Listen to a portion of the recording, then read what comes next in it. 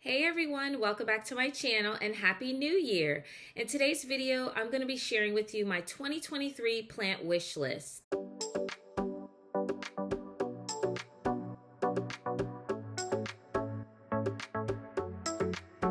So I don't know if I'm the only one that does this, but I keep an ongoing plant wish list in the notes on my phone. And as I get the plants, I check them off, but I don't delete them. And at the end of the year, I like to look back and see all the ones that I've gotten and all the ones that I still haven't gotten. So in this video, I'm going to share with you all the ones that I haven't gotten. There's about 10 of them on my list, and I'd say they're pretty uncommon to my area anyway. There's 3 plants on my list that I know for a fact they do sell at big box stores, but I just haven't had any luck coming across any of them except for one that I did find at a Lowe's, but it wasn't very healthy and I ended up leaving it there. I'll link that video above in case you're interested in seeing that. So the first ones that I'm going to get into are those 3 that they do sell at big box stores. So the first plant on my list is the Monstera Pakana, and that's the plant that I did find at a Lowe's, but it had a lot of yellow leaves and it didn't look all that healthy. And when I posted the video, a lot of people said maybe I should have asked for a 50% off discount and cut off the yellow leaves and tried to save the rest of the plant. And looking in hindsight, maybe I should have done that, but ever since then, I've been on the lookout for that plant at all the big box stores and I haven't had any luck. And I know I can easily purchase one online at another plant store, but I like how the big box stores have those nice full 8-inch baskets for only $20. And since so many people keep finding them, I just keep on looking. The next plant on my list is the Jessenia Pothos, and I've seen so many people find these at big box stores, and as much as I go to big box stores, I've never come across one myself. I love how the Jessenia Pothos has the lime green on green variegation. I have so many pothos in my collection already and they're so easy to care for, and I'm always looking for new ones to collect, so this would be a great addition to my collection. The next plant on my list is the Syngonium Whenlandii, and this is fairly new to my list because I've just recently learned of this plant. And what I like about it is its dark green color, and also what's unique is that it has a velvety texture to it. Syngoniums have always been fairly easy for me to care for, so I'm looking forward to finally finding this one and adding it to my collection as well. As for the rest of the plants on my list, I don't think I've ever heard of anyone finding any of these at big box stores, but in keeping with the Syngonium category, the next plant on my list is the Syngonium Frosted Heart. So this plant is fairly new to my wish list as well, and what I like about it is the large heart-shaped leaves, and supposedly it has like a frosty, iridescent-like coloration to the leaves. So I'm looking forward to finally one day seeing this plant in person and adding it to my collection as well. The next plant on my wish list is one that's been on here for a really long time.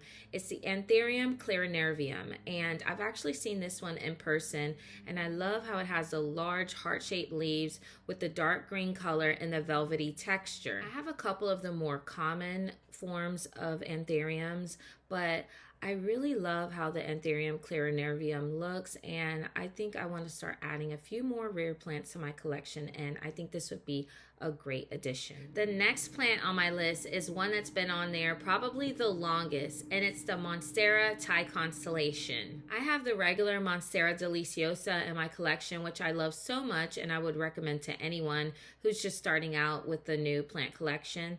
But the Thai Constellation has the beautiful constellation-like variegation on the leaves, and I think it's just so beautiful.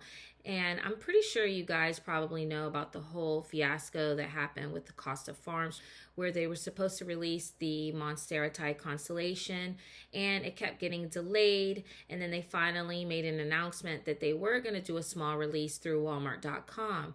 I was so excited because I was waiting for so long, and I thought since it was being sold through Walmart that it would be sold at a fairly decent price.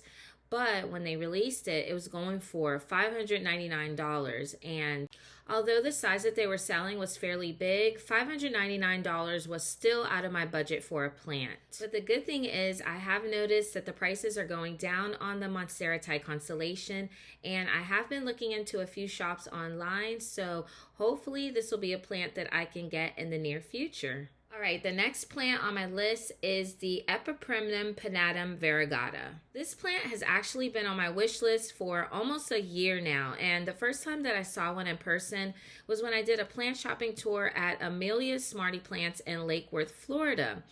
And when I saw it, I was absolutely in awe at how beautifully variegated the leaves were, and also at the price point, because the price was actually like a fraction of what you would pay for something like a Monstera Constellation of about the same size. And it was just as beautiful, in my opinion. It had the beautiful variegation, and it also had the fenestrations in the leaves. So ever since I've seen that plant, it has been in the back of my mind.